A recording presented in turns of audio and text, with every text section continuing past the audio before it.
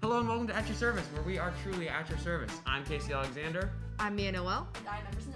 And we are at your service. I already said that, but that's okay. This used to be called You Broke It, Let's Fix It, but those seniors have now left, and we have taken over the podcast. We're going to be changing up the format to a more, talk showy kind of a thing. Conversational. Yeah. Yes. They have mugs. I left mine at home, but that's okay. So today we're going to be talking about climate change. Climate change. It's not just global warming. Yeah. In many aspects. To start it off, I'm going to head to Mia for her segment.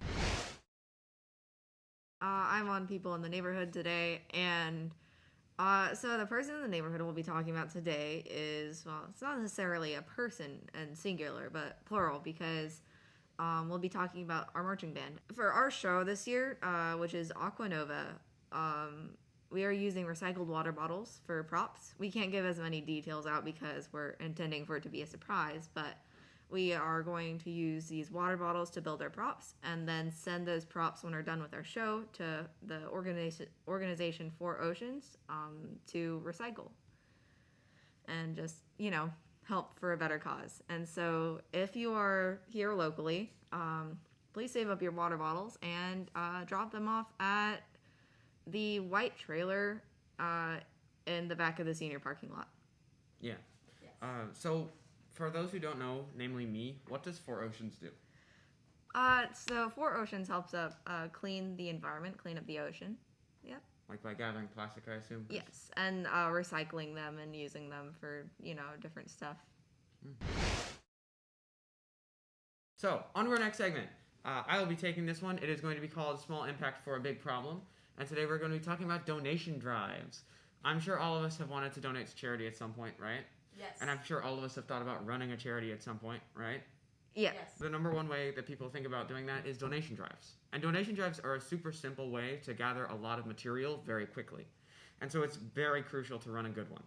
I'm going to be comparing the Students in Action shoe drive that we did in 2018 and also the mask and PPE drive that I did last year.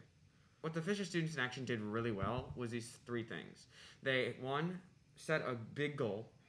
They, two, had really good connections.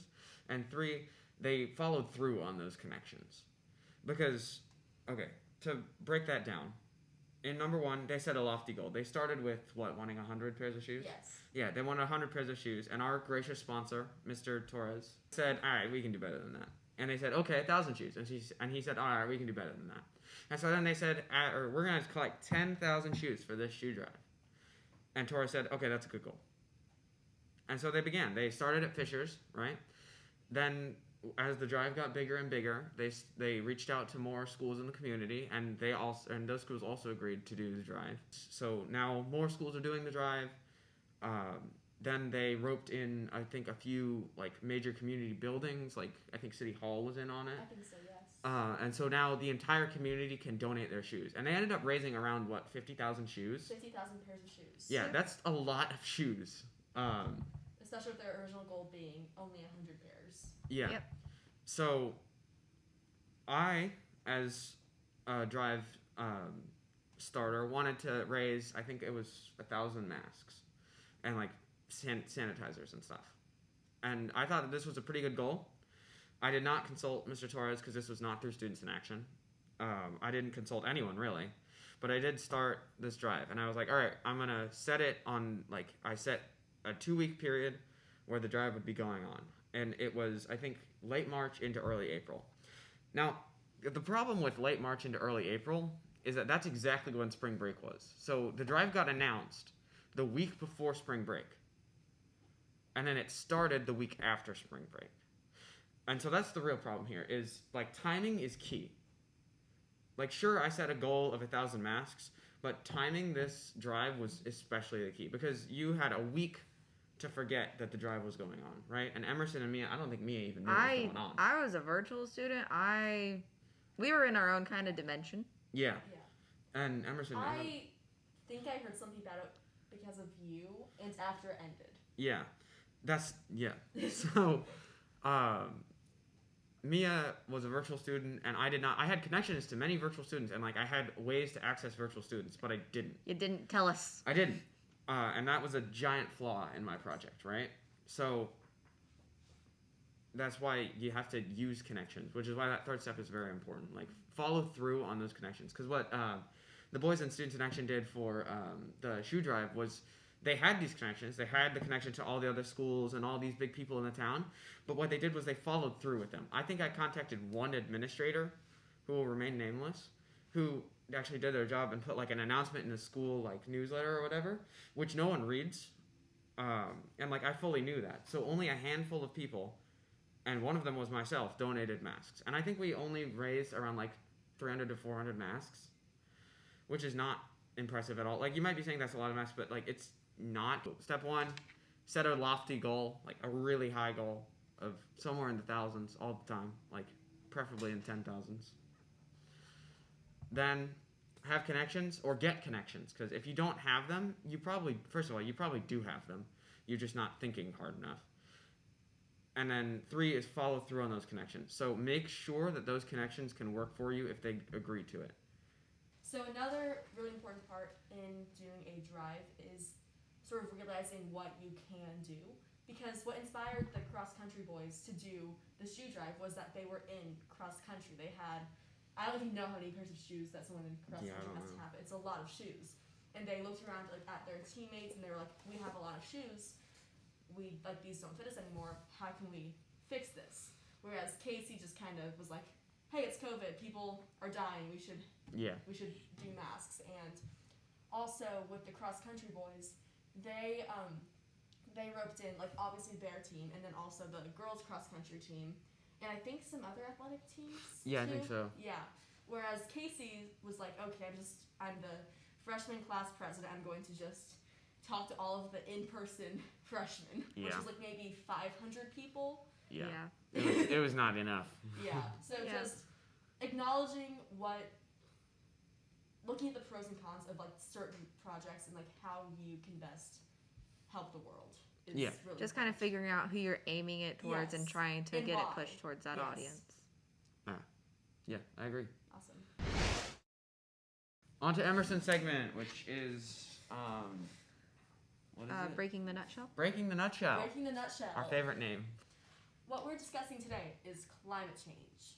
Mainly, what is it, why it matters, and how you can help. So that's just 3 things. Should be simple enough. We've all heard what climate change is, or hopefully you have. Maybe you don't believe in climate change. If you don't, whatever. Are you listening to this Are you listening to this podcast? Yeah, so That's a good question. Climate change is basically just the world's climate is not the best right now, and we need to fix it because deforestation, carbon pollution, plastic waste, all of these problems are just kind of like culminating into this huge issue that we need to solve really quickly, or else we're screwed. Because after the Industrial Revolution. Wow, we're going way back. All right, go for it. Yeah. Do it. After the Industrial Revolution, our pollution went like way up in a really short amount of time. It's like the Industrial Revolution was like what, like 100 years ago, 100 years ago. That's it. And like 100 years ago, we didn't really have cars, or they weren't widely accessible. And now look at us. Yeah, no, they're everywhere. Well, it's good for humans. Humans. Yeah. We've gone a long way in 100 years. Yes. However, without looking at the path that we're leaving behind. My world history class was kind of a blur, so. So why is climate change important? Well, it affects everyone. Even if you think, oh, it doesn't matter, I'm, living in the Midwest of the United States, climate change doesn't affect me. It just affects people that live in, I don't know, Louisiana, New Orleans. Who are currently sinking. Yes. Love you guys.